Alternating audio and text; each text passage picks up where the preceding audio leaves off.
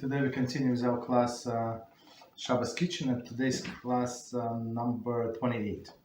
And we start with Sefer Chofetz Chaim.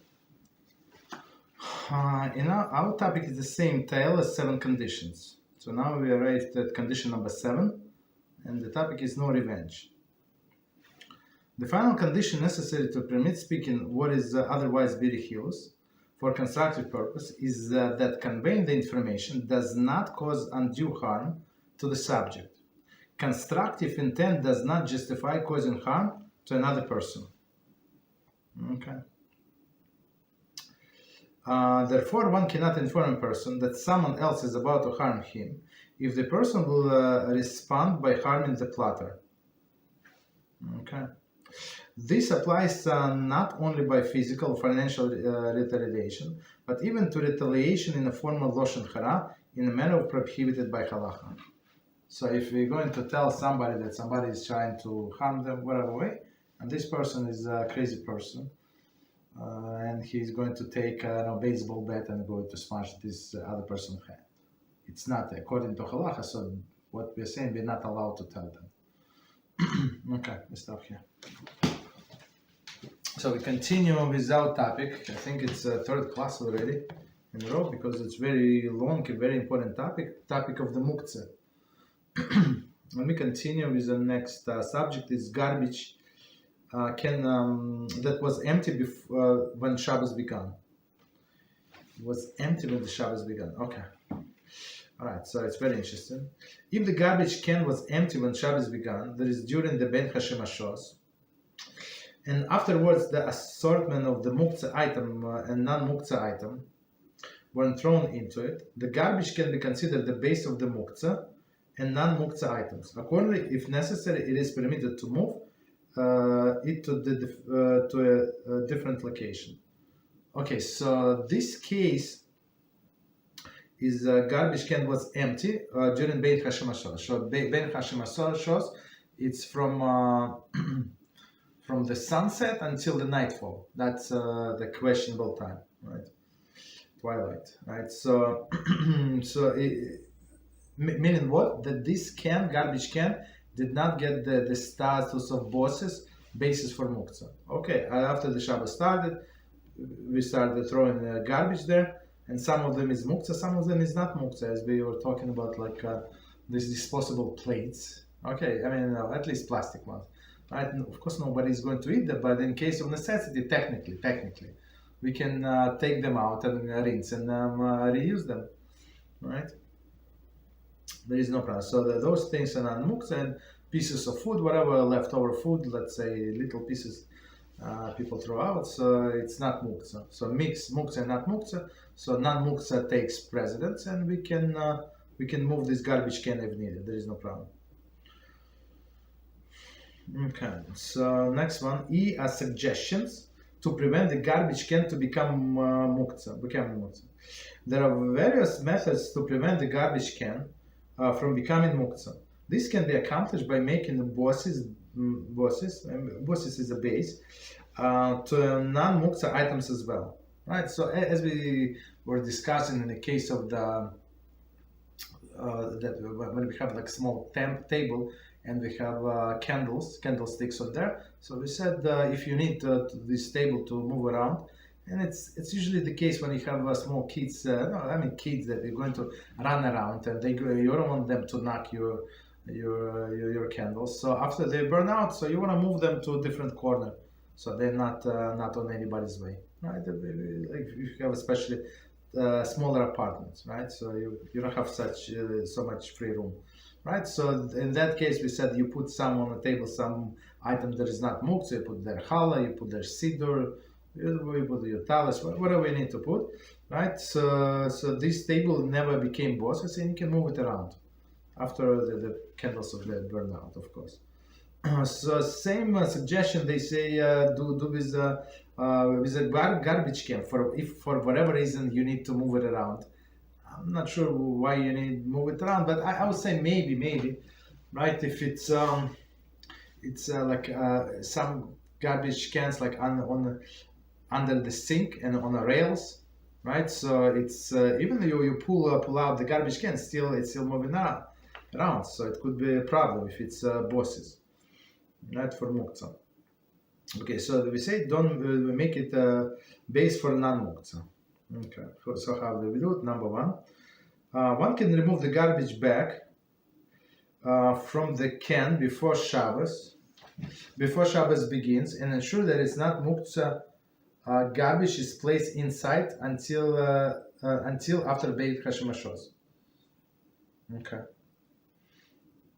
So some non-Muktze item. I don't know, whatever you do. For example, you make it salad, so you can throw there some peels from cucumber, or some pieces of the tomato, like you cut there some pieces of tomato, and you put there. There is no problem. So it's not Muktze. Number two, one can place clean bag on the bottom of the garbage. On a garbage can, the bag should be placed in another bag, so it should be remain usable. The placing of a clean bag in a can, by placing the clean bag in a can, the can is considered boss's basis for permitted items as well. This can be done on Shabbos as long as it done before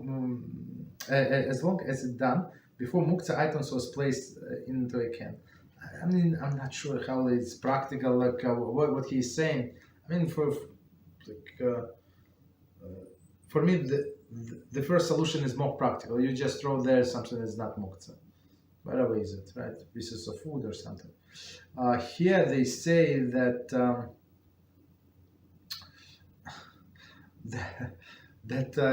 you have let's say you have a shopping bag, right? Smaller bag, and inside of the shopping bag you put your garbage can bag. Let's say it's bigger size, whatever is it, right?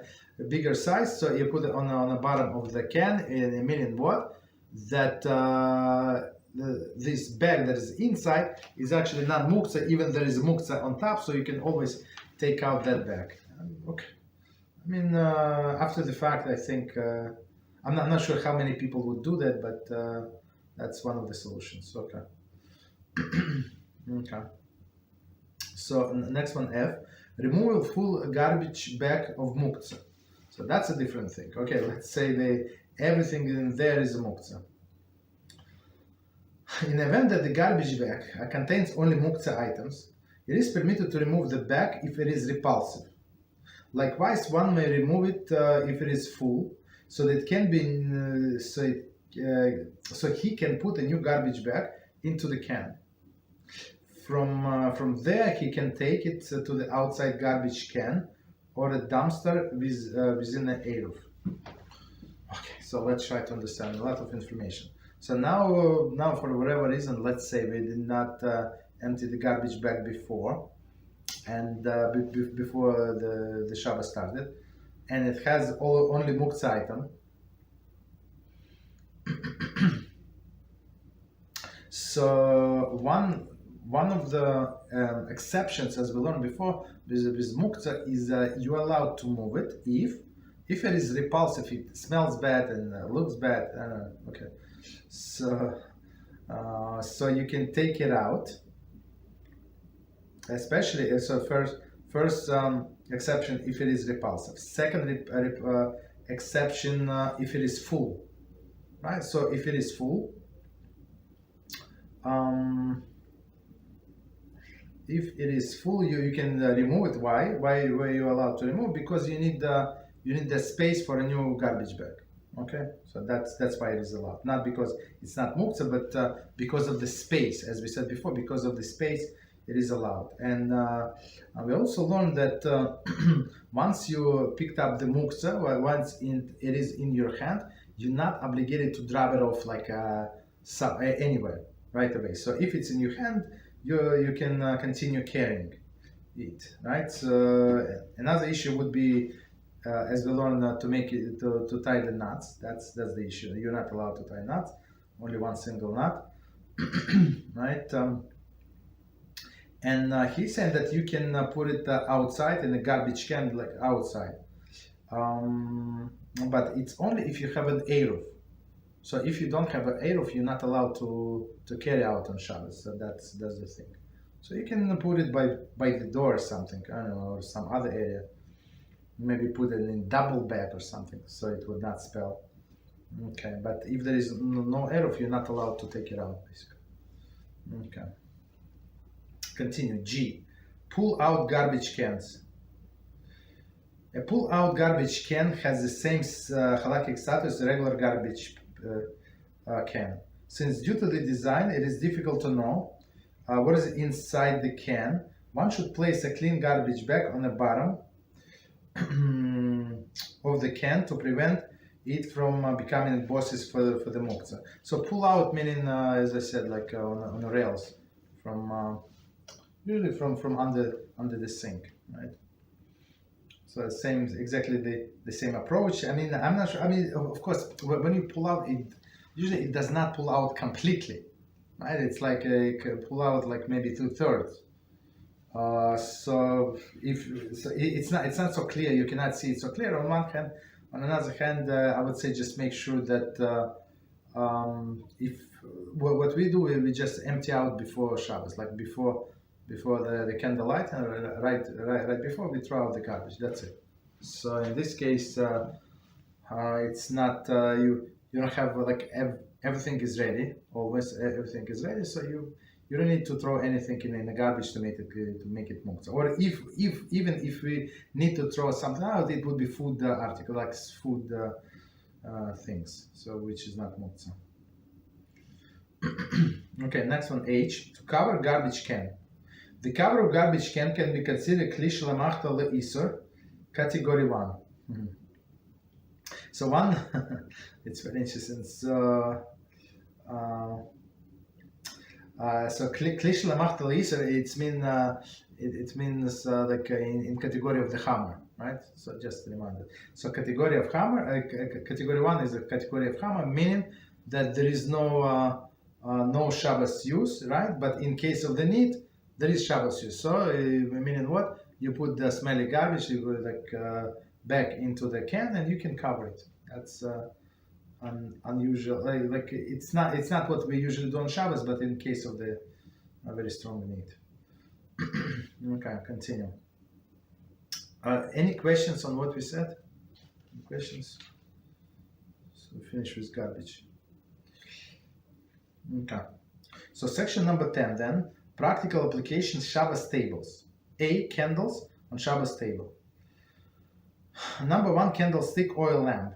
A flame from the wax candles or oil lamp is considered Muktze mechamas gufa. So I mean 100% Muktze.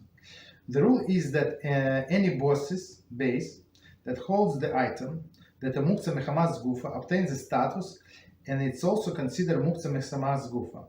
Therefore, the candle wick, glass oil holder, candelabrum, and anything else supporting the flame becomes Muktze mechamas gufa.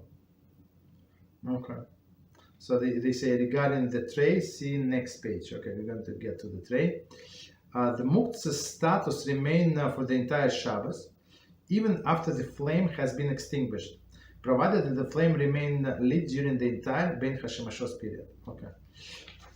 So with a candlestick or oil lamp, I mean it's the idea is the same. So like all of the wicks, oil, whatever left over the candles, they consider to be Muktze, and whatever supports them is a basis for that Muktze. So basically, candle holders of this. As I say, glass oil holder, means all of these things basis for the Muktze, and you're not allowed to move them. But as we said before, with the example of that small table, so even though this candelabra is Muktze 100%, there is no question about it, as we just said. But the table itself on which it is standing did not become Muktze, right? Because there is non-Muktze item that is more important to you for Shabbos use. That's why. But and you would carry these candlesticks in indirect way, so that's why it would be allowed. Okay. Number 2, tablecloth. There is the dispute among the authorities if the tablecloth becomes bosses, base for the candle under the same condition, as a candlestick becomes bosses to the flame of the candle. We abide by the same stringent view. There is the tablecloth is considered bosses. Therefore, even the candlestick was removed from the tablecloth, for example, by asking a non-Jew, after Ben Hashem Ashos, the tablecloth remain Muktze and may not be removed. In case of the need, one may rely on a lenient view and consider the tablecloth bosses. Not consider tablecloth bosses. See below for other opinions. So we're going to, let's try to understand. So let's say you have these candlesticks on your Shabbos tables, and it's proper to have candlesticks on the Shabbos tables because one of the explanation one of the reasons why we light the Shabbos candles to promote Shalom Bayis, peace in the family. How you promote peace in the family? That you add light, especially in olden days when people did not have electricity, and if you would not have a light even from these 3, 4, 5, 6 candles, so it would be a simple disaster. People would not see where to sit, how to eat, where is the food, where is somebody else's food, right? It would be disaster. So that's why in olden days, in many families, they have this candelabrum, at least one of them. So people light several. So it would be like in the middle of the table for sure, right? So so it is in the middle of the table, and we just said that everything beneath these candlesticks become Muktze. So, and this candelabra is standing on a tablecloth. So in some sense, right? So like logically, this tablecloth also becomes Muktze on one hand, but on another hand, as we explained, if you on this same tablecloth, you have a million other items that are not Muktze. You have your plates, you have your cups, you have your napkins, and all other things. You have siddur, you have bencher, and all of these things are not Muktze. They're not Muktze. So, so let's see. Second view. It should be noted that the dispute is only regarding the tablecloth. Okay. However, the plastic table, the cloth meaning made of material, like not disposable one. However, the plastic tablecloth, which is placed on top of the tablecloth during the meal, only to keep the tablecloth from becoming dirty, is not considered bosses according to all of the authorities. Therefore, if a non-Jew removes the candlestick, the Jew would be permitted to remove the plastic tablecloth. Okay, so let's try to understand what it says here. So we said that this first opinion saying that this tablecloth is a Muktze only if it's like a fancy schmancy one, right? Made of like real material. But if it's a plastic, so sometimes they would have a regular tablecloth, and on top they put a plastic one, because otherwise, like how many times you would be able to wash it? Like people would spoil with like oily spots or wine spots, this spot, that spot. So I mean, and most of them would not come off like after the first usage. So some people they're smart. They put a plastic tablecloth, and they're not cleaning it. They just throw it in the garbage, and that's it. And it's nice and clean and everything. Okay. So they say, as we noted before, so you can ask a non-Jew to remove the Muktze item, right, if needed. So this non-Jew, let's say, remove these candlesticks. So, and after they remove the candlestick, you can remove this plastic tablecloth. There is no problem. Okay. Continue. So meaning this plastic is never Muktze because it's like disposable. So the disposable things are not Muktze, basically. I mean, if the disposable things that you need to use on Shabbos, let's put it this way. Number 3, table. If lit candles of oil lamp were left on a table throughout Ben Hashemashos. The table is considered bosses to the flame and is Muktze mechamas gufa. Therefore, the table may not be moved even after the candles are out, due to the principle of once the object is Muktze during Ben Hashemashos, that is from the sunset until nightfall, it remains Muktze the entire Shabbos, as we said before. So, in order for item to get status of the Muktze, it must have Muktze items, or I'm sorry, bosses, and bosses. So it's supposed to have Muktze items from the sunset until nightfall, which is Beit Hashemashos. That's the principle. Continue. Number 4. Placing Halachos or other significant items on the table. But usually, the way I understand, by the time they light candles, right, they already start setting up the table. So even you have not even Halachos, if you have plates in there, or benches or other things on a table, so this table already not Muktze, unless they have a special table. I don't know, like if somebody have a huge house and separate table and it's absolutely empty. So we have smaller house, we have flowers in there and candlesticks and this and that. We have benches, everything is on a table. So in our case, it's never Muktze because we have so many things, right? But in case if it's empty, and the only thing you have this tablecloth and candlesticks, so that's of course that's a problem. So, and for this problem, they give solution: placing Halachos or other significant item on the table. To prevent the table from becoming bosses, one can. But on another hand, usually nobody carries moves around this dinner table, unless I say usually, but maybe there is some unusual circumstances. Maybe usually it's it's extendable or this and that. Maybe. So I would say under some circumstances you would need to move it. To prevent the table from becoming bosses, one can place a significant non-Muktze item on it. For example, challah, which will be eaten on Shabbos, a Sefer, which will be used to learn during the meal, a dish of silverware. So they say not only any Sefer that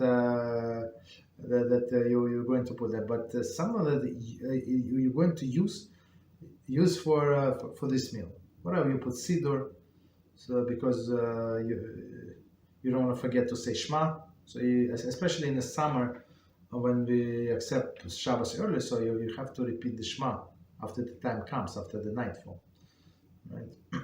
So we have siddur on the table always. Okay, continue. So, on the table prior to the sunset. Okay. In the event that such item was not placed prior to sunset, one may place it any time during Ben Hashemashos period, even if he already accepted Shabbos upon himself. So that's a beautiful leniency. One second. This is a beautiful leniency that we can rely on, right? So what is the leniency? So a person forgot, so they already lit the candles, they accepted the Shabbos. Let's say we're talking about a woman, right? So she lit the candles, she accepted the Shabbos with the lighting of the candle, and now she remembers that the table is empty, so she can start setting up the table, whatever she puts there during this Ben Hashemashos period. The table already not Muktze if it's been even for some time during Ben Hashemashos. So it's a beautiful way out, because the Muktze is rabbinical, so rabbis give us this way out. Okay, continue. By placing one of the above mentioned item on a table, the table and tablecloth attain the status of bosses of Muktze and non-Muktze items. So we never disregard the Muktze items. So we still always call this table, this base is the bosses, but for Muktze and non-Muktze items, and maybe move for certain instances. For example, need the place. Okay, sometimes like you need more space, so you wanna move the table this side, that side. You want to extend the table, put a second table, like folding table next to it, so you have more people over. So okay, many different situations. So yeah, sometimes you need to move the table. Okay, continue. When moving the table after the meal, it is the permitted item. For example, there is which made the table bosses for the Muktze, and one Muktze items need not be on the table. So after the status of the item is established, and I mean as a base, as a bosses, right, established during Bein Hashemashot, so it's no longer need to be there. So that period from the sunset until nightfall was enough. So once it's established status of the table being bosses for Muktze and non-Muktze items, meaning that you can move it, so you don't need these items there any longer. Okay. Number 5, candlesticks on a tray. So you usually all of the people have trays, right? It's not a good idea to put your candlesticks like right on a tablecloth, because the accident happens and they do fell. The candles fell, and some drips, and like whatever, some defects. The oil cup burst, crack from nowhere. Especially, I mean, we have this happened to us on Hanukkah. Like one of two would crack because of the very big heat, right? Right. So that's very dangerous. Of course, we have a tray, like metal tray, that to catch the if something is going to fall, God forbid. Okay, so let's see. So candlestick on a tray. Just as the table becomes base for the flame, and thus become Muktze, the same holds true regarding the tray. I mean, the tray is even more connected to the candlesticks. However, there is a dispute among the authorities if placing non-Muktze items is of significant value on a tray prevent the tray from becoming bosses for the Muktze items in the same way it does for the table. So that's the dispute. Okay, so if as we said, if my candlesticks are on a table and I have plates there, I have napkins there, I have glasses, drinking glasses, whatever I have there, so it's already not Muktze, the table not Muktze. Not bosses, I'm sorry, not bosses. So the question is if the same would apply for the tray. Okay, so I would say the logical explanation that comes into my mind is people usually do put stuff on the table, right, during the week, but on a tray usually people keep it free from other things, maybe matches or some other things, but I mean everything that has to do with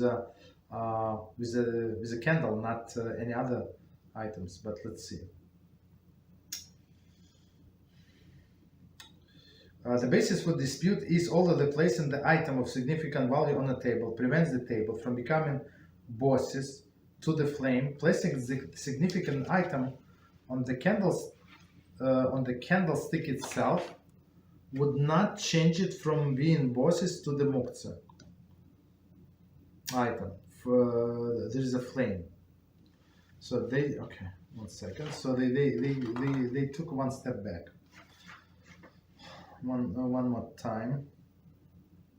The basis for a dispute. Although the placing an item significant value on a table prevents table from become bosses to the flame. So that's bosses to the flame, table clear. Continue.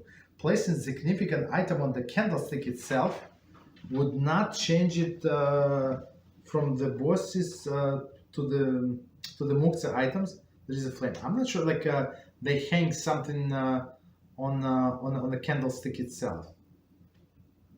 I'm not sure. I mean, you can hang that, I don't know, maybe napkin. I mean, it's flammable, it's dangerous, I know, but some things, okay. Okay, but it's still this candlestick still being Muktze. The difference lies in the fact the candlestick's purpose to serve a candle and not made to hold the other items. Exactly. Thus, the candlestick remains subordinate to the flame. So always, like the main usage of the it's the same as we explained. I think a very similar idea about the what is it called? About the tray. Okay. Okay. So we usually don't hang anything on the candlesticks. Thus, the candlestick remains subordinate to the flame. A table, on the other hand, is made to hold many items. Many items, okay. Accordingly, by placing the significant non-Muktze item on a table, the table becomes bosses to both items. Right. So one more time, according to placing the significant non-Muktze item on a table, the table becomes bosses for both items. Okay, so that's clear. I mean, we already explained it. Continue. Some poskim equate the tray status to the table status. Therefore, placing non-Muktze item on a tray prevents the tray from being bosses to the Muktze item. Other poskim rule that the role of the tray is comparable to that of the candlestick, and the tray always remain bosses to the flame. Okay, so before we continue, let's try to understand. So we have two opinions. So some poskim, they compare the tray to the candlesticks itself, and some poskim, so and they say that it's always bosses for the Muktze, right? The tray always bosses for the Muktze. Second opinion, other poskim, they say that our tray can be compared to the table. So, and table, as we said, it's usually bosses for Muktze and non-Muktze items, and there is that's why it's not Muktze. Okay, continue. One should be stringent in this manner. However, all authorities agree if one usually places silver plaque containing prayer for a woman to recite after the lighting candles on the tray, it will transform the tray into the bosses of Muktze and non-Muktze item. Thus, one should be permitted to leave the tray in order to clean the table or to change the tablecloth. Okay, so let's see.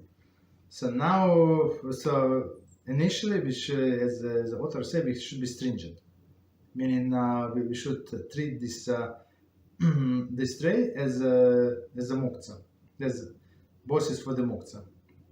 So other authorities say, so if you put significant item, what is significant item? They say this prayer for what women recite after lighting the candles. It's in our Siddur. So basically she prays for the children, for the whole family. They be God-fearing people, and stuff like that. So sometimes, I mean, of course, it's they very they made it like they say in a silver probably setting, so in beautiful format. So of course it's very expensive and it's nice, and this piece makes the whole tray not Muktze. Okay. Okay. Be cleaning off Shabbos table. Food waste. Any by the way, any questions on what we said? We'll continue. Okay. Hopefully we're going to finish it here. Yeah, go ahead. Yes, how about Rav? Yes, please. I don't mean to backtrack, but can you clarify on like the plasticware? Did you, I guess like the plastic plates and stuff, you said they're muske or? Okay, I can't remember okay. if you. So we said before the plastic plates not Muktze. What is not Muktze? What does it mean? That technically you can reuse them. For example, maybe you're not going to reuse in some public place, but if your family ate, I don't know, like only like you and your children, so you would eat from each other plate, and they put this plate like with like it's soiled, of course. You put it in the garbage. So in case of a great need, technically, you can take this plate out and you can rinse it and you can reuse it. You understand? And that's what people do. For example, they use I give you example, right? This you use a paper, this plastic plate for apples, right? So you wash apples. Maybe it's a little few drops of water, and then okay, so you ate apples. It does not mean that you have to take throughout the plate. I mean, it's still clean. You understand? Just because it was used, it does not mean that it became like a garbage, 100%. That's the thing. So author explained, even though maybe we're not going to do, maybe most likely we're not going to do, but these plates do not become Muktze. So and all of the forks, of course, are spoons. I mean, if you wash them, you can use them, and that's why the garbage bag, the garbage pail, the garbage can is not Muktze, and you can move it around. That's the thing. But if you threw the used napkins, so more facial tissue, for sure nobody is going to reuse them, or you threw then paper plates. That paper plates usually like cheaper quality, and I'm talking about cheaper paper plates. Some offensive schmancy, they with a plastic covering, they're very strong, very durable. I'm not talking about that. So this the same. You can rinse it, and if you need it, you can wash. You can reuse it. That's what we said, that it's not Muktze. Got it? Yes. Okay. One more.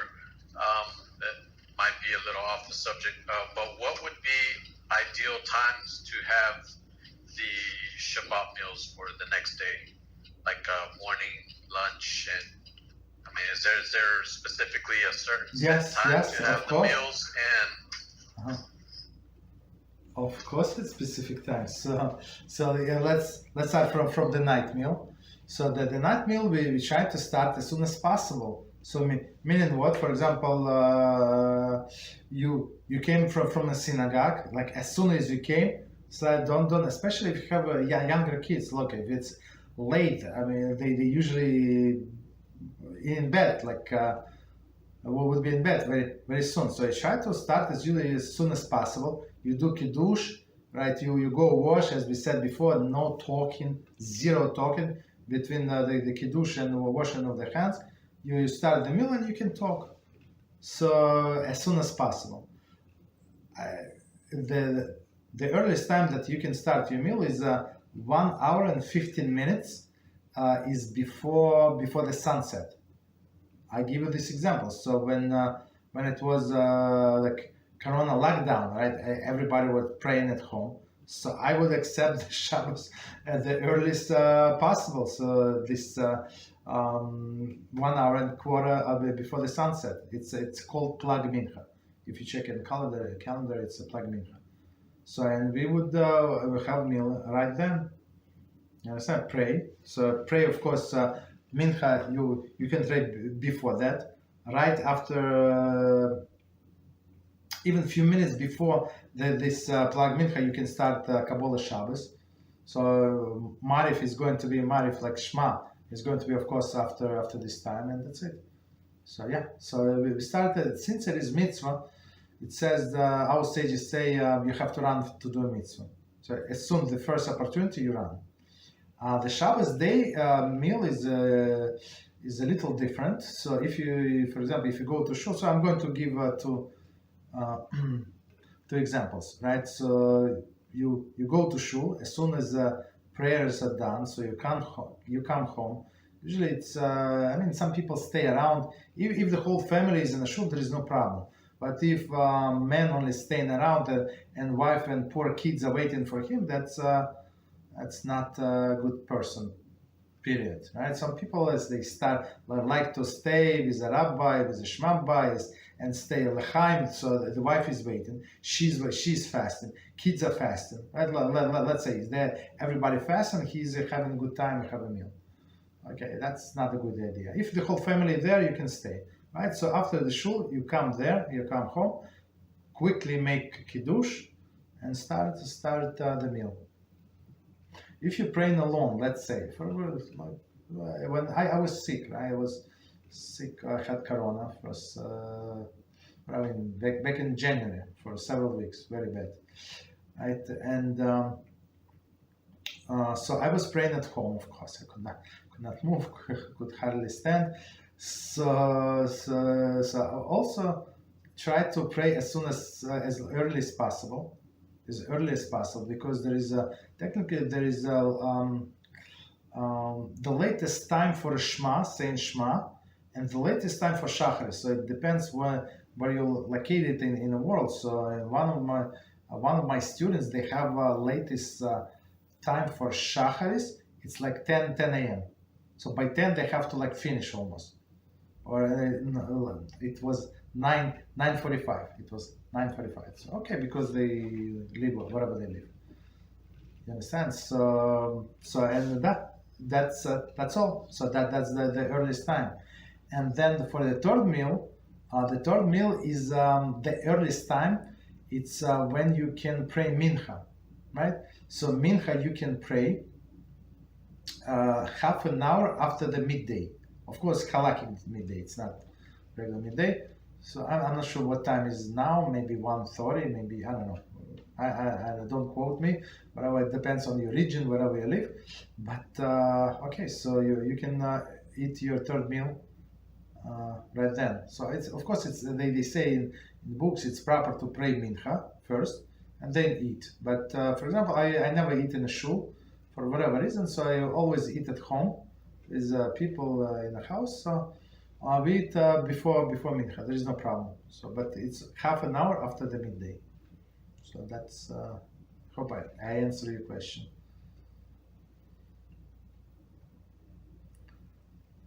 Okay, we good?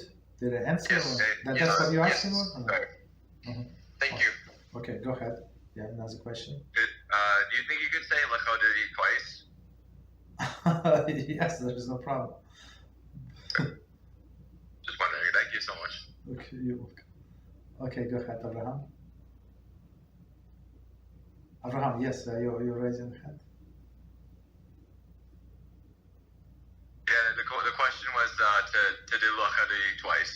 Oh, that's what the question. I'm not sure why would somebody make twice, but sometimes, I mean, that's what I do.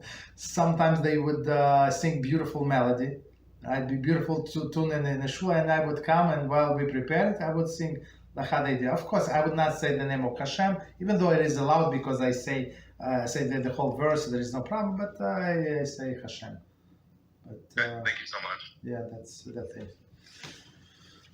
Okay, so continue. So we finish with this Muktze. Okay, so we finish with the tray. So tray, we said it could be this category or that category. B, clearing off the Shabbos table. Okay. Food waste. So also as we said, all of these foods, right? Food waste, like all of the bones, right? We're going to say eggshells, other things that could be Muktze.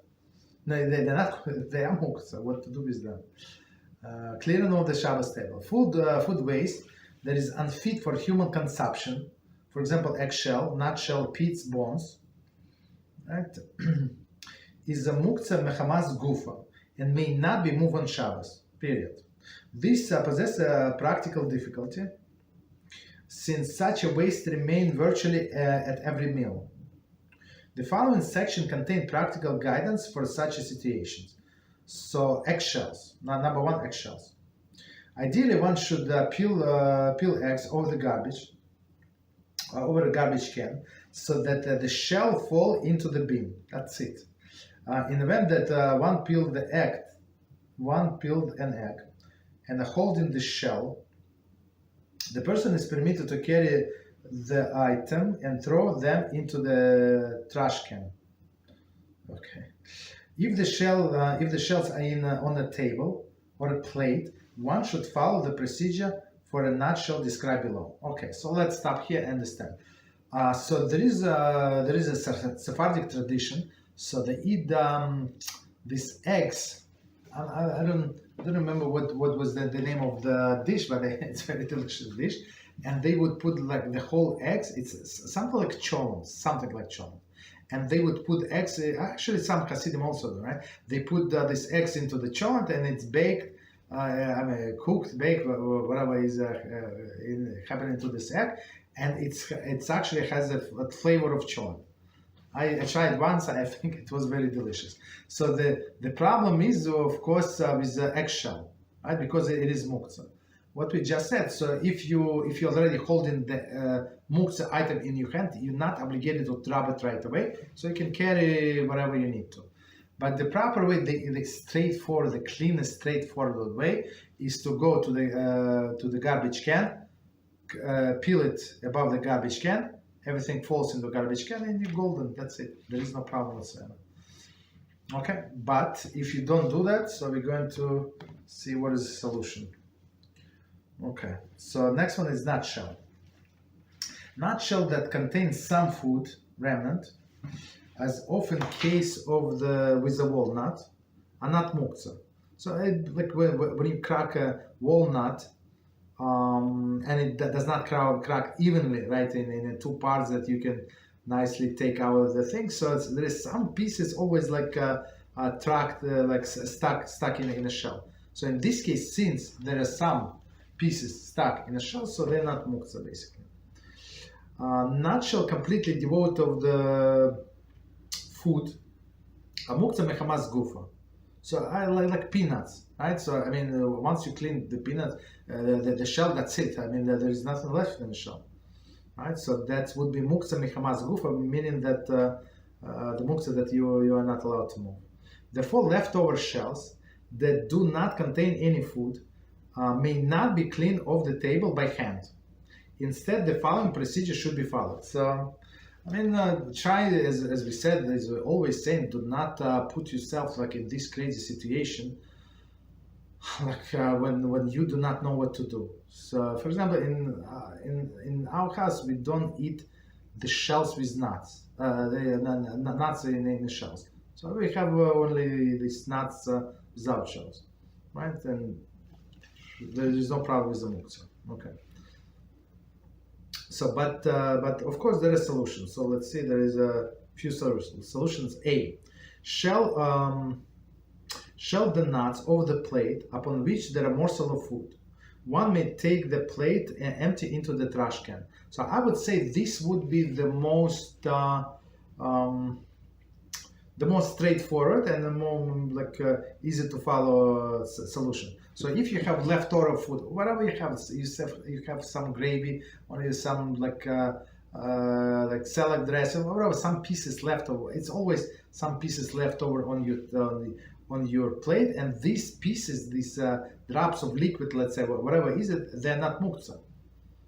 Okay, so they're not Muktze, and even though there are shells of the nuts, let's say the peanuts, on this plate, so you are allowed to carry this plate because of this few morsels of food. You have like a few crumbs of bread, whatever you have there. So it's not Muktze.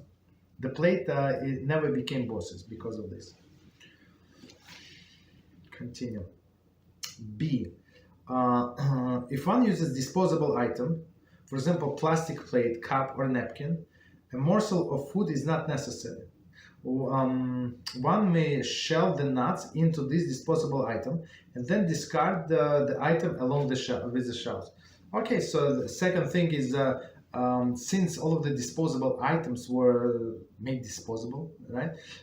So you can throw them out. So that's what you do.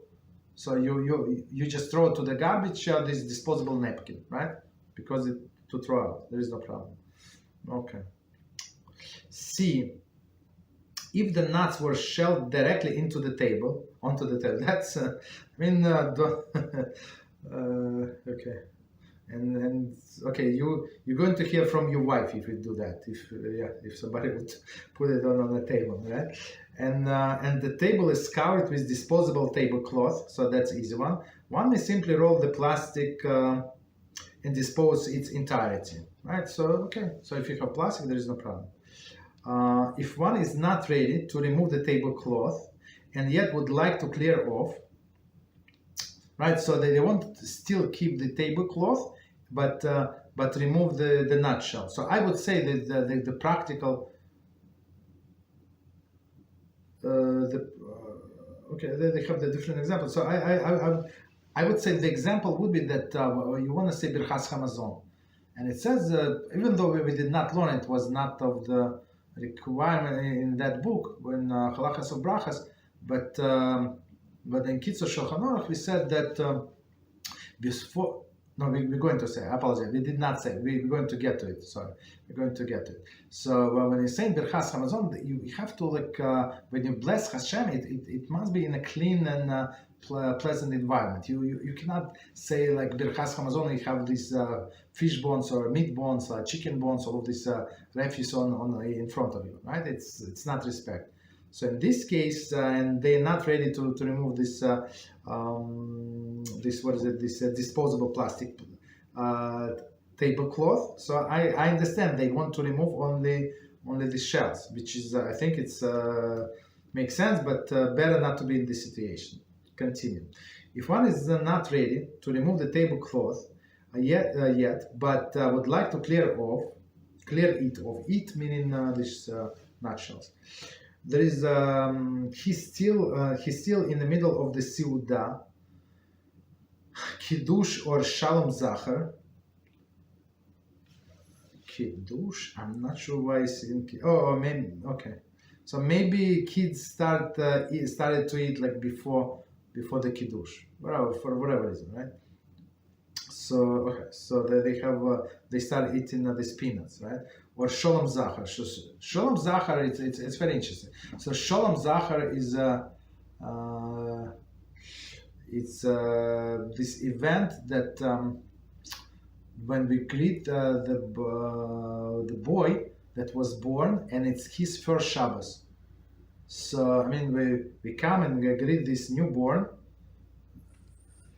Does newborn have to be in a house? Maybe not. I'm not sure. I think even if he's not there, but it's his house. Let's say, God forbid. He's in a hospital. Well, let's say he was born on Friday night, right? He was born Friday night, even Friday day. So the wife is still in the hospital. So we go to this person's house. So of course there is one of the tradition we eat nuts. There's something round, very interesting. Drink beer. Okay, so and there are nuts, and they want to remove these nuts from the table. He may move the shells indirectly. So what is indirectly? For example, he may take a knife and push the shells in the disposable plate, cup, or dustpan. Okay. Afterward, the plate or dustpan may be emptied into the trash can. Regarding bring the garbage can to the table, see 340, page 3. What we said, if it's not Muktze, so if it is clean, for example, so there is no problem. It's not Muktze. You can bring it to the table and take the knife or take the spoon or something like with the handle of the spoon and push this what is it? This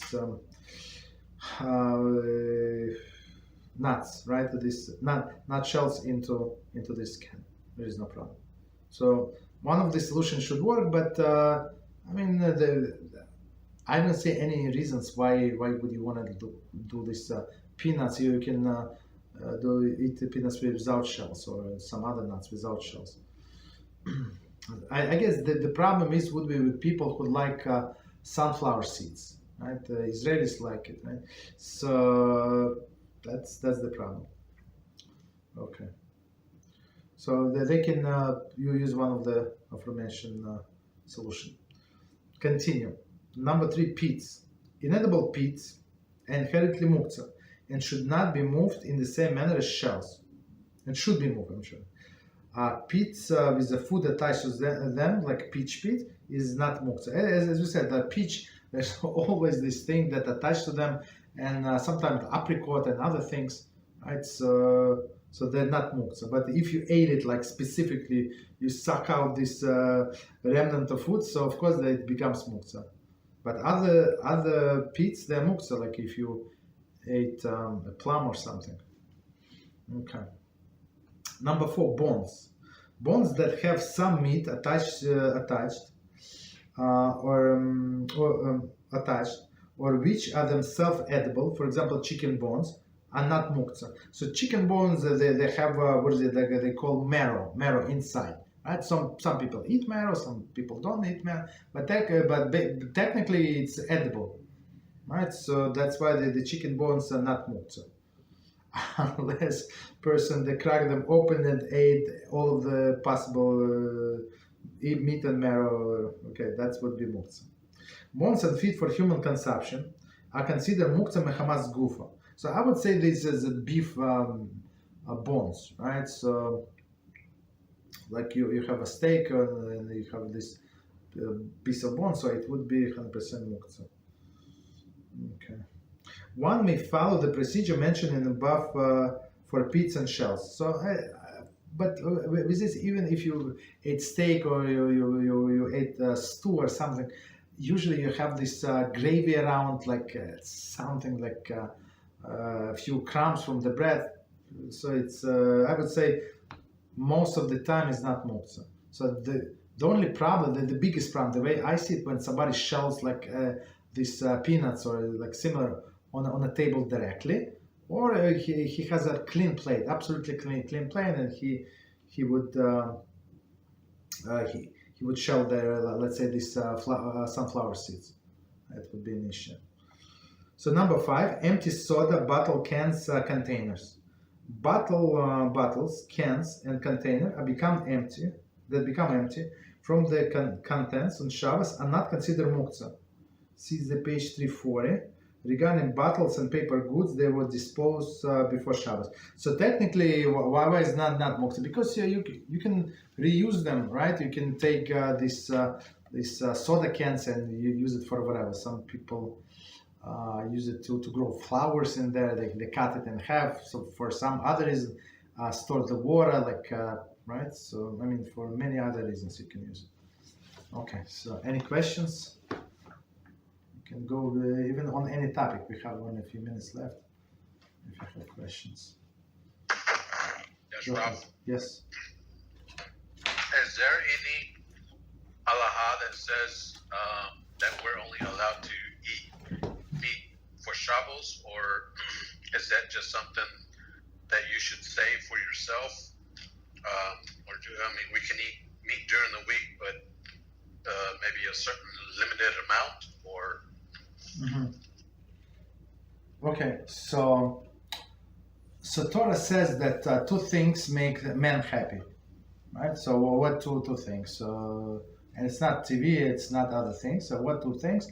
Red meat and wine. So man, like animalistic, of course, but it's, I mean, it depends how you use it. As we learn in our class of Halachos Dios, actually it's our job to take everything in this world from physical and make it holy, make it spiritual. So you would say, I eat this piece of meat so I can have strength to study Torah.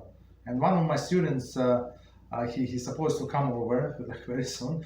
And I said, okay, come this and this time. We have going to breakfast together. We have to learn, like catch up, a lot of Torah. And he said, no, I'm going to come only for a spirituality, only learn. I don't care about breakfast. I don't want Rabbi to cook for. I said, look, don't be too holy, right? That's what I told him. Don't be too holy.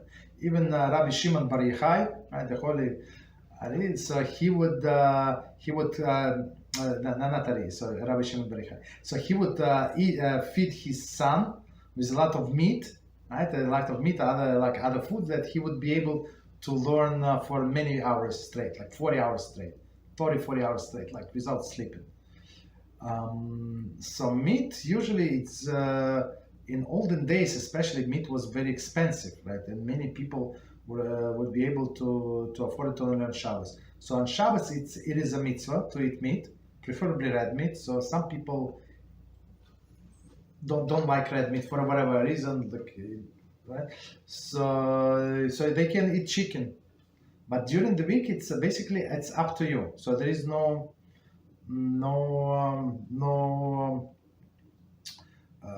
recommendation to eat meat or not to eat meat. You understand? So if you have enough money, if it's not burdensome on your family, so yeah, you can eat meat. So some people, they have I don't remember, my wife told me, but they lack some things in their body, and they need to eat meat or chicken like every day. Otherwise, they have no strength. Period. They cannot live without meat or chicken. For whatever. I mean, it's because of that's how body works. Okay, so this case you eating meat for the health reason in order they can perform. So they obligated to it.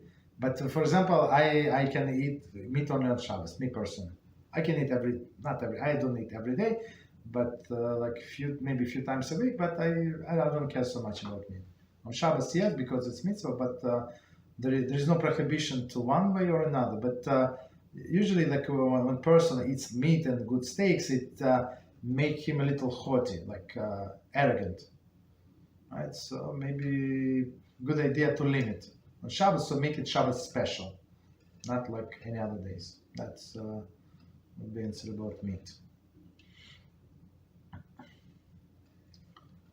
Okay.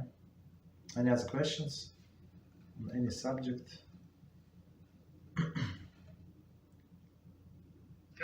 Go ahead. So, is it good to eat sunflower seeds that were bought for mice bite? I didn't get it. So, is it good to eat the flower seed that were what? For mice bite? Yeah, the sunflower seeds that are originally intended for catching. Oh, okay. No, okay. There is no problem with of course. I understand what you're saying. Maybe intention was for one thing, but it's not like you made them holy or something. So when we have a temple, so if you declare that I'm going to bring this cow to the temple, so you will not be allowed to use it for anything else, even to work on this cow. Period. It's not yours, right? But because you sanctify it, designate it. But here there is no problem.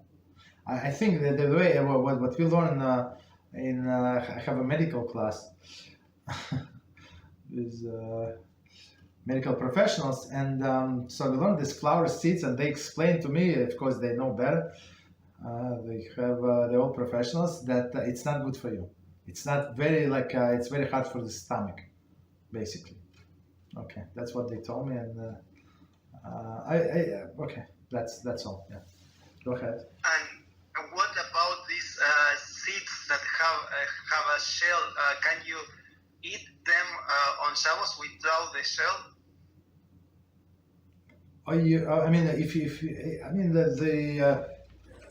The procedure is same on Shabbos. You just shell them, but the shells are Muktze, so you have to remember how you would be able to clean out the shells.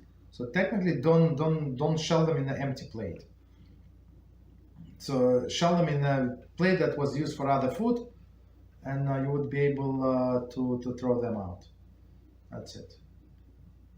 So it is not mandatory to eat the sunflower seeds complete. No. I know what you're saying. So in some Israeli communities, it's like almost like a kiddush. I was surprised. It's like after they finish meal, they would sit around and eat sunflowers, like everybody, adults, kids. I mean, for me, I didn't care much. So, but yeah, you're right. Some people eat.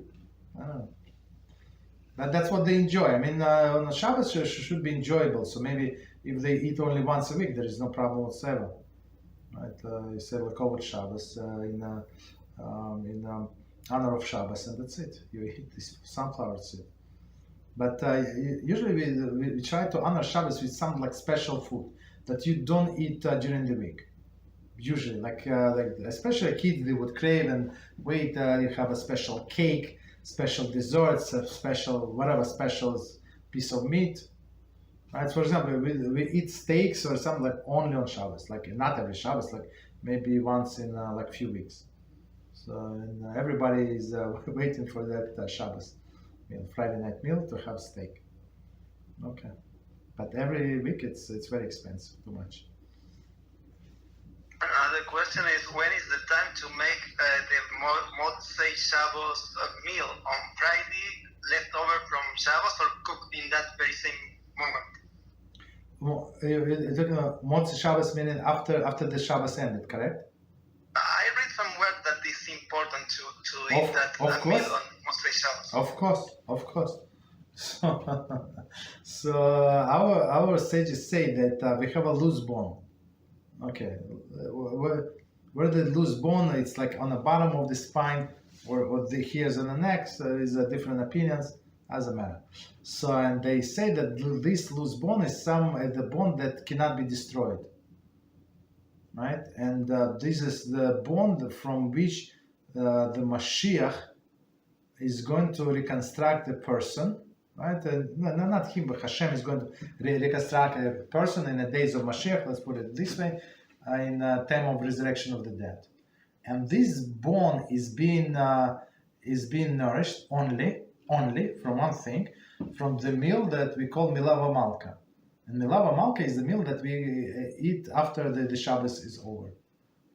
So that's, and our sages say, and what do you have to eat?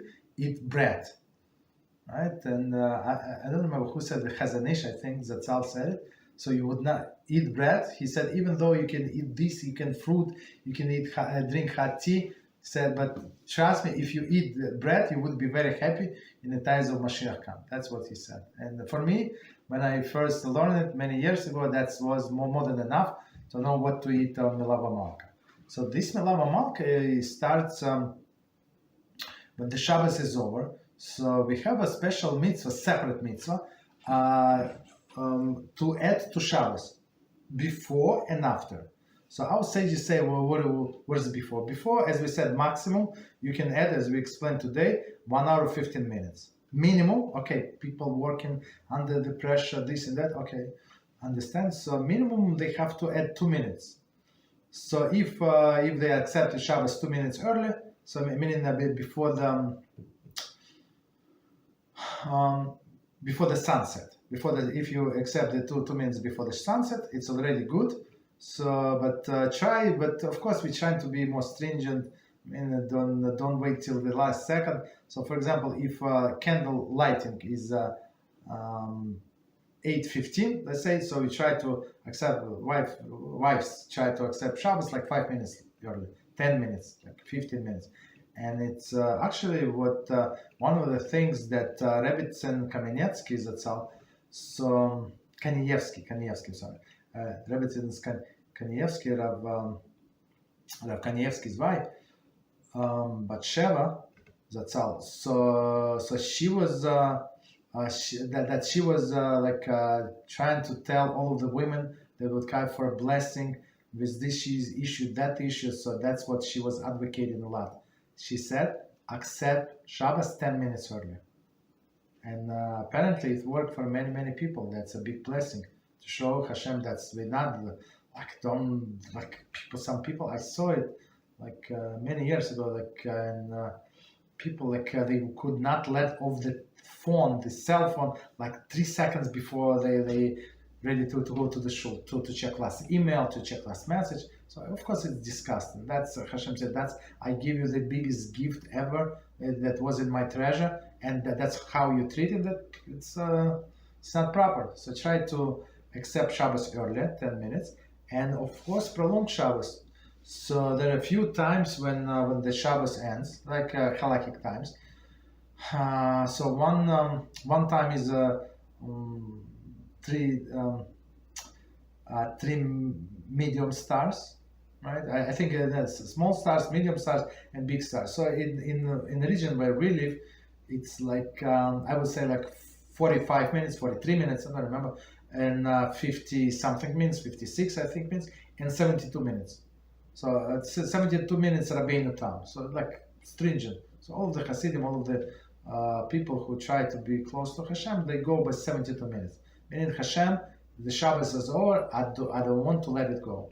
And after the 72 minutes, so you already added, you're good, you're golden. Or even if you go by 45 minutes, let's say, there is no problem. You say, I'm going to go by 45, whatever time it's your, don't quote me, whatever the time is on your calendar in your locale, you have to check. So add 5 minutes, 3 minutes, whatever, 10 minutes. So don't rush to add to finish Shabbos. Then you do havdalah, right? After the Shabbos is over. Of course, we pray first Mariv. Then you do havdalah. You come home, or if you pray home, so you pray Mariv. Actually, you can do havdalah, then pray Maya. It's up to you. That doesn't matter. Whatever sequence you do is still good if you're praying at home. Okay, and then we start this meal right away. Like after, as with the first opportunity, I just finished my havdalah. I drink my wine, grab my grape juice, whatever I drank. I say the blessing, and that's it. So we start the meal. And of course, it's proper to have bread. How much bread? It's at least kazayas bread, like 28 grams, 1 ounce, preferably 2 kazaysim, 56 grams, and that's it. And whatever else you want. And it's as Chazanish said, he said you would not be sorry when Mashiach comes and you ate this bread. That's it. And leftovers from Shabbos, that's not gone? Okay, good. Sorry, you asked it, but I missed it. Okay, I thought that I missed something. So it's proper to have something new cooked special for that meal. Special, or even not new. What we do, I give you a family secret. What we do, we eat eggs. So we cook eggs before. No, not before. We cook eggs because it's the fastest food to cook, right? So you do havdalah, you cook eggs until you set out the table. So you have eggs, you have tea or whatever. Some things like two dishes. You have eggs and tea or coffee, whatever you drink, and then you're golden. That's it. And all other foods could be leftover. But this, you have to add something new. But bread is enough. Yes, bread is enough. Bread is enough. So minimum requirement is a bread. It's according to, I apologize, according to the strict opinion. So the bread is the top.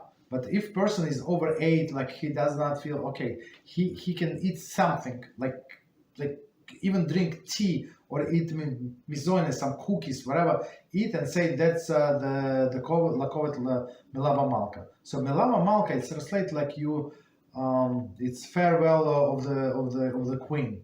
Right? The queen was with you, with us in our house, make it holy. Right? The Shabbos queen. As we spoke about it today about the Lachad when we welcome the queen, but the time comes and she has to go, right? It's no longer Shabbos. So in honor of the queen, you make the last meal, right? And now you sit together and that's it. You don't let it go. So whatever we eat, technically you want to eat fruit, you want to eat banana, orange, apple, and you say that's Melava Malka. That's also good, but preferable, of course, to eat bread. And 28 grams or 56 grams, it's not a lot. It's like, I don't know, this piece. I mean, it depends. It's not like crazy amount. Okay, what else? What is the paragraph to be recited before touching Muktze device? I didn't get it. Say it again. For example, if you want to touch the... I got it. Thank you. So what I got can it. you recite? Okay. So the question is, let me explain the question. So the question is, how do we know?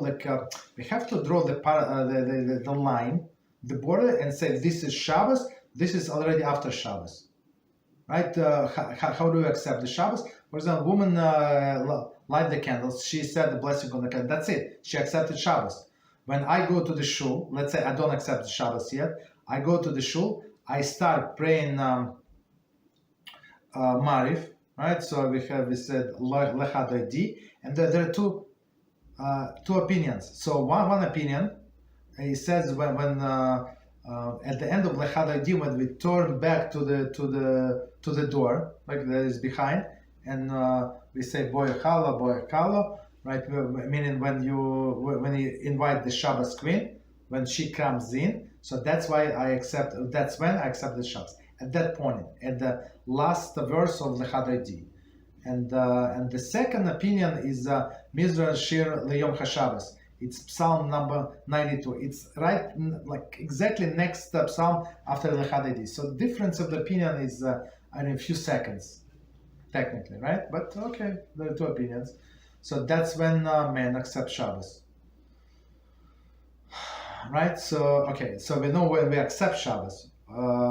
And but when do we end Shabbos, right? So we end Shabbos first of all. If you pray, if you pray, I don't have siddur now. So if you pray Mariv, right? So for a weekday, of course, it's weekdays after Shabbos. There's a fourth blessing. So if you have Arshkel Siddur or different Siddur, it's in a great box. It says Ata Hanantanu, meaning it's like it's a havdalah. Havdalah means separation. So like we say lechavdil, right? Do not compare. Separate. This is separate. This is separate. So we said it's havdalah during the prayer. And basically, after you say this havdalah in Shmona Esrei, it's a fourth blessing. Fourth blessing. In the fourth blessing, it's like in the middle. They stick this text of fourth blessing is understanding. You're thanking HaShem for understanding. So you need to understand it to mean that all of these 6 days secular. And the 7th day is holy, is the Shabbos.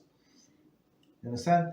Or second thing, for example, usually women do not pray Mariv. Usually, some pray, but some do not pray. So they have, they say the last verse in the havdalah. When they say havdalah, the very last sentence, it says Baruch HaMavdil ben Kodesh Lekol, without Hashem's name.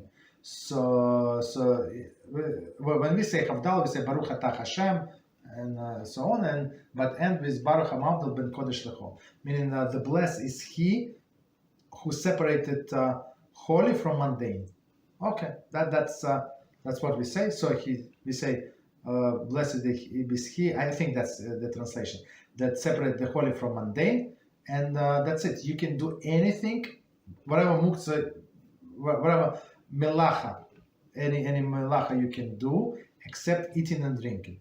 So in order to allow us to eat or drink, you must do havdalah with a candle. With a candle, it is sumim that you smell, and a wine or some other beverage. So that's how you end Shabbos. So you say Hamadil le Kodesh ve'lechol, and you can open your smartphone and whatever. Yes. For example, some woman in the house, kids in the house, everywhere. So she can already start cleaning the table. She can turn off the light, turn on the light. Some people can drive. For example, I drove to the shul. I don't, but let's say I drove to the shul. I left the car there. So now I can. I said this Baruch Hamavdil Bet Kodesh Lachol. I turn on my ignition. I can drive back, and there is no problem. The only thing I cannot eat or drink. So but after we say this havdalah on a candle, you can eat and drink and do whatever you need to do. And you have to omit the Hamadil le Kodesh in the when repeating the prayer. No. You don't. So here it's a good question. So here we say in a perfect question. We say in incomplete form. We say without blessing, without other like a complete blessing. Baruch Atah Hashem, meaning it's the whole paragraph. So and when you do havdalah, complete havdalah over the candle with a psumim, with wine, so you read exactly the same blessing, but complete with the Hashem's name. There is no problem. There's nothing that you said anyway. It's a good question. The last question would be which turn is the peyot, clockwise or counterclockwise? For what? For payers? Yes. I do like this one and this one and this one. I mean, clockwise and counterclockwise. It depends. Two of them are separate. Like you have. I was fixing my faucet, so they close like this. So so the valves had to be one clockwise and one counterclockwise. The same is here, exactly.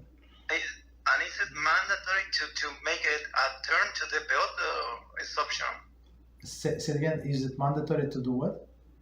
To do the turn to the peyot, it's mandatory or No, optional? no, it's for everyone. So the Torah says, do not cut the corners of your head. That's it. So we're not sure where the corners, so we go extra. And if you know, the word Yehudi was first used in the Torah in inscription. I'm talking inscription. In Megillah Esther, about who? Right? It was Mordechai HaYehudi. Mordechai the Jew. Right? So, and it's the first time the term was used. Why we call it Yehudi? He has very long ears until the floor. HaShem. That's why Torah call him Yehudi. Okay. But it's not necessary. People do whatever they want. Just make sure that they you see the problem is the huge issue is with guys that go bald, right? And they try to shave their heads to look fancy schmancy, and they many times they do not know, and they do it with a razor, which is a big issue because they raise the sides also. So you can shave your head, but with like a electric one, special, without a lift and cut technology. Lift and cut technology is not allowed. Okay, thank you. You're welcome. Any other questions? Go ahead. Yes, Reb. There are a handful of questions that I guess they don't have audio, Please, so go ahead. I'll read them off to you. Please. First one is, how do we kosher a blech, I guess a hot plate that is for meat, but got accidentally contaminated by dairy? One second. The word is blech, the one that covers the fire. Is it how like? Is it the thing that we're talking about or not? Yes. Okay. Yes, I guess. So okay. So there is yeah. okay. So there is no need to kosher it because you don't eat from that. So what do? You just wash it with all of these soaps, all of these cleaners, and that's it. That's good. You don't need a special kasher. A special kasher you need if it's the mix is inside of the pot. That's the issue. But blech is no problem. Same with I would say the same idea would be with grates, right? You have grates on a stove, and sometimes things spill out, and of course we don't kasher them. Of course you wash, but it's you see when it's burned out, it's not already like a food. It's not food. Like it's something like nobody would eat. So there is no problem whatsoever. Of course, you will not wash it just in case, but otherwise, no problem. Okay, what's the next question? Okay, next question. Is it okay for Jews to go to theme parks or amusement parks as long as we don't eat the food there? The food is the least problem there. You can take the food with you, and in many parks, as I understand, they have food. The problem is they see these naked ladies. As Rabbi Reuven Shlit always say that they have no legs and no hands, meaning the hands are exposed and legs are and here is open. That's the killer for a Jew. So that's why, I mean, if it's possible, I don't know if they open in the winter where it's colder. So if you need to go there, you can go there for kids and stuff like that. But during the summer, that's not what we do. That's spiritual suicide. Understand? So I know that people go and they call themselves religious. They call themselves different bombastic names and rabbi and shmabbis. But I mean, just think about it. So you go there and let's say you have a son. Let's say, right, you have a son, 12 years old, 10 years old. So So you have this little holy tzaddik. He's in yeshiva. He sees only holy things. He sees only rabbis. He sees only rebbetzin. He goes to shul, plays with his religious kids, and now he counts and see all of these naked ladies. Like, if you think that you would be able to have them to read books and don't go to internet and see all the garbage in there, so you're very wrong. And who did this? The stupid parents. You understand? So sometimes you have to be strong and say no to kids and do something more. You have to sacrifice yourself basically for kids. Do something like fun, but without going to all the place. So, for example, my family we try to stay home the whole summer. The whole summer we go to the store, back. That's it. We don't go outside. Never ever. But when the fall comes or spring, when it's cold, winter, okay, you can go places, you can have fun, right? So there is no problem. So then we can compensate.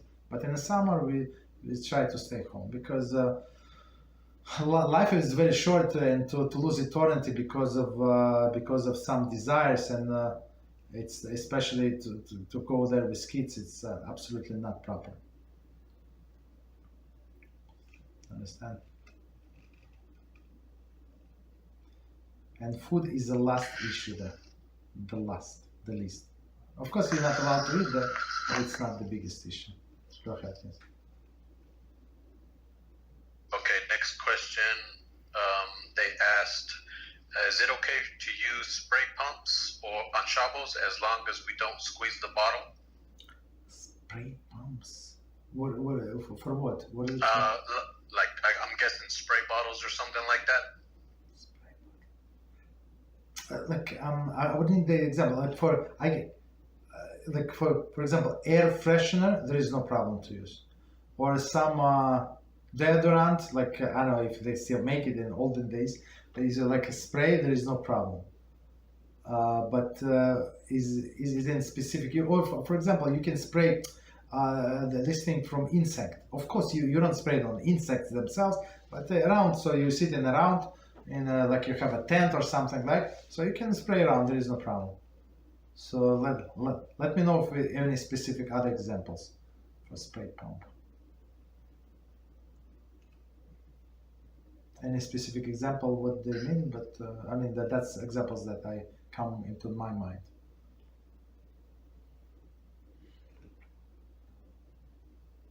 Okay, next question. After service at shul on Shabbos, the rabbi does a kiddush and serves food for everyone. Does this count as a second meal for Shabbos? No. I mean, okay. Step back. Okay, so first meal, it's as we said, Friday night. Okay, so second meal is it could be actually it could be in a shul, it could be in the home. It's your business, whatever you want to do. But in order for this meal to be counted, you have to hear kiddush from the rabbi or from whoever person does the kiddush, or you have to do it yourself for your family. So the whole family must hear. So it cannot be that man would hear and he said, "Come home, okay, I'm not hungry. Eat whatever you want, do whatever you want." No, it's not going to work like that. But technically, if the whole family is in a shul, all of them heard kiddush, all of them ate bread, right? That bread is a requirement for this meal. I have these two kizaysim, like 2 ounces. There is no problem. It could be fine as count as a second meal. Doesn't matter what you eat. You can eat in a shul, in your house, in a friend's house. Doesn't not make any difference. But you must hear the kiddush. That's very, very important. And only after that eat.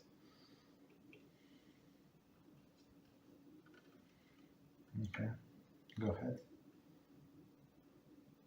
Okay, and I got one more question.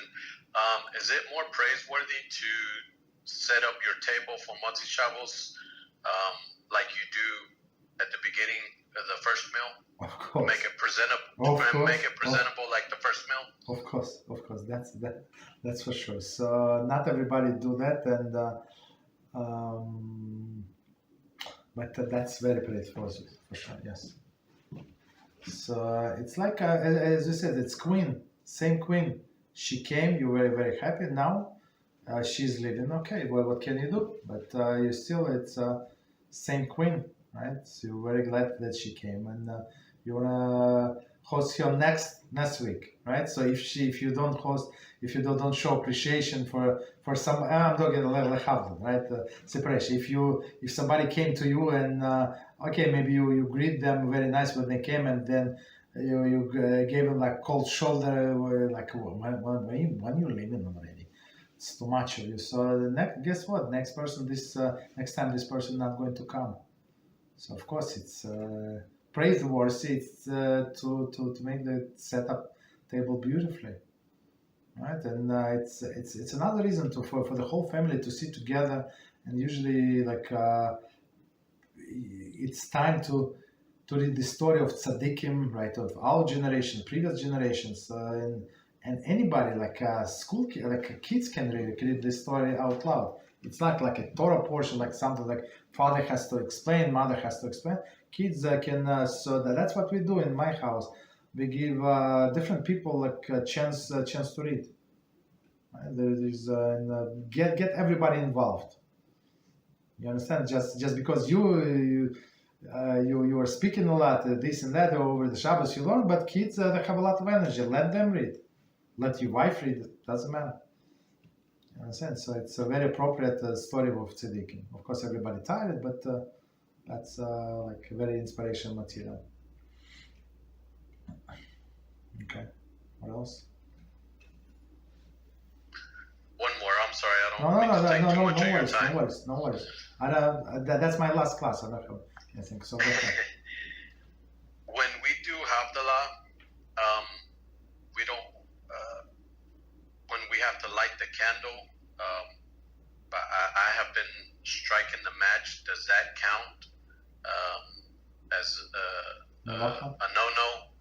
Yeah, it's a no-no. Exactly. Because we don't have. I mean, we try our best to have a light that tries to burn 24 hours. No. You cannot light from that light. That's the issue. So it must be new light. But if you said Baruch HaMavdesh Ben Kodesh Lechol, the blessed is the one who separated holy from mundane. So that thing is basically enough, right? And as we said, you can do any Melachah. So striking the match is, you're right, 100%. It's one of the Melachah. One of the things that is forbidden on Shabbos. But once you say, once it's after the time that Shabbos is over, once you said that the verse, right, you can strike the match. There is no problem. So please don't use this light that was 24 hours. There is a big problem. There is a big problem because we cannot use light that was not that was not like resting during the Shabbos. And one of the things why we light candles, one of the explanations that we light candles, I guess I think it's primary reason. I don't remember all of the reasons right now, but the primary reason is when HaShem created Adam, right? Adam, the first man. So he sinned. He ate from the tree of knowledge before Shabbos. It was like if you read the Medrash beautifully, it says like first hour he created Adam. He had the idea. Then he consulted with the angels. Then he collected the dust, this and that. So and then I don't remember which hour, maybe 9th hour, 10th hour, wherever Adam made the sin, I think, and he was expelled from the Gan Eden. And the first night of Shabbos, it was very scary for him.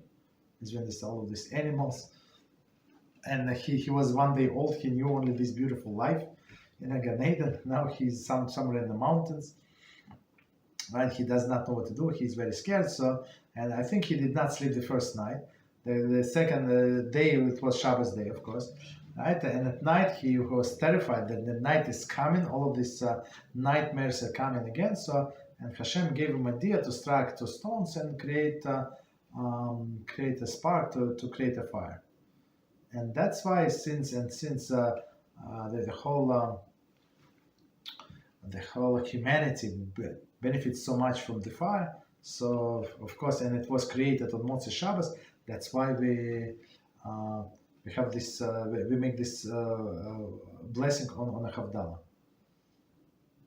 Do you understand? So that's why it's only on Shabbos, like Motzei Shabbos, and that's why it must be new light, because all day Adam did not have light. Its new light was created specifically the Motzei Shabbos. The light, as we know, as the light was created only Motzei Shabbos. Of course, it was before in creation, but he created it on Motzei Shabbos. That's why we were not allowed to use the light that did not rest. On Yom Tov, it's different. On Yom Tov, we allowed only 2 light from that pre-existing flame, but on Shabbos, it's only from new light. Okay. Any other questions?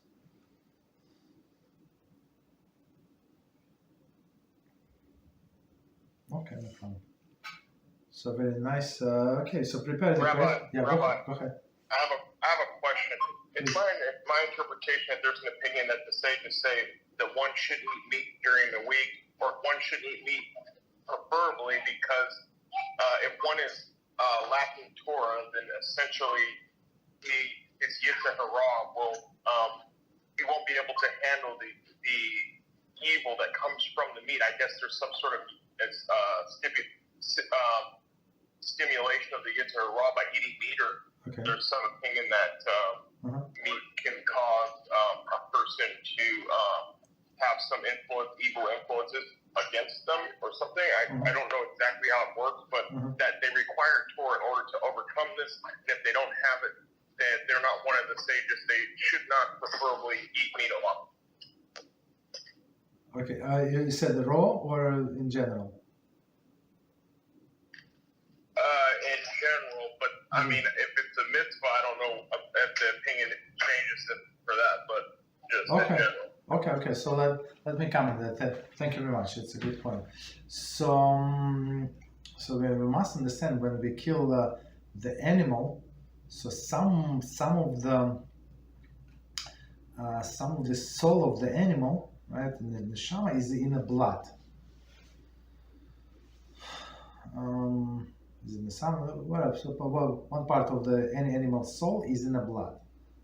So, and blood is circulating everywhere, and the soul of the animal is behave like animal, right? And it gets stuck, right? It's some way in this meat. So, of course, we don't have blood in our meat. At least halakhically, it's not blood, even it looks like, right? So when you buy a piece of kosher meat, sometimes like they comes on a tray, and you see the red stuff. So you understand it's not juice, it's the blood, but halakhically it's not blood. Whatever had to come out came out. But even though halakhically it came out and it clean meat, so we understand that still some part of this animal soul is still there, as our friend explained.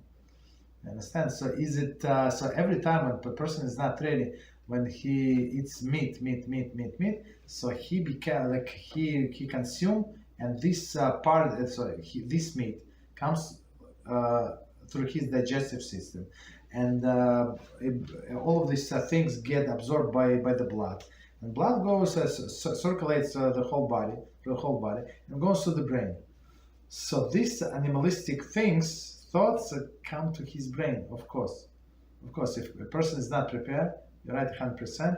If that's what he does, he only eats meat, and for self-indulgence, especially, you have to say that. So of course he's going to, or he or she is going to turn a little animal, very very fast, right? But if you eat it for a mitzvah, and you burn these calories, this meat, in order to study Torah, there is different things.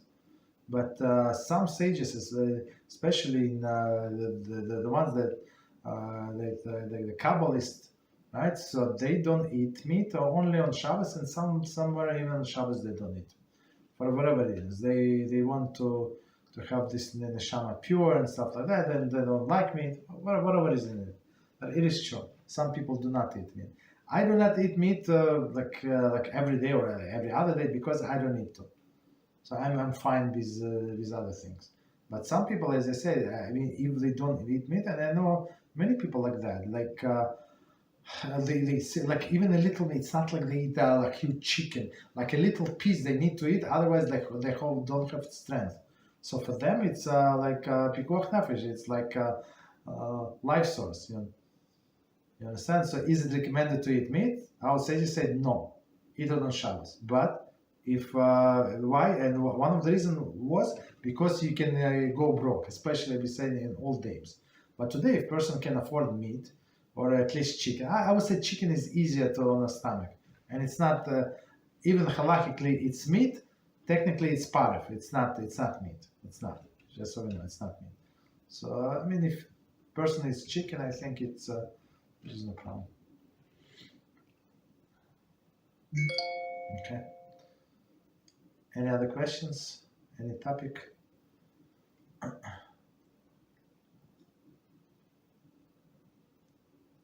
Okay, so if not, we can stop here. Baruch HaShem, very interesting.